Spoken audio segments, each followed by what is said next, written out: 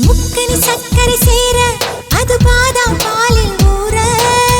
தித்திக்கும் வேளை அல்லவா வெட்கத்தை போகச் சொல்லவா கற்பனை செய்திடும் கம்பன் உன்னை கண்டால் தோற்று போவா சொல்லாலே வித்தை செய்கிறாய் உள்ளர்த்தம் வைத்து சொல்கிறாய் பெண்மை என்னும் ஜாதியில் அவள் பேசும் பேச்சும் ஜாடை ஜாடை செய்தால் போதுமே கை ஜாதி பூவை கிள்ளுமே கிள்ளிடும் நேரம் கூச்சங்கள் தாழாமல் நான் துள்ளவா சில்லென்று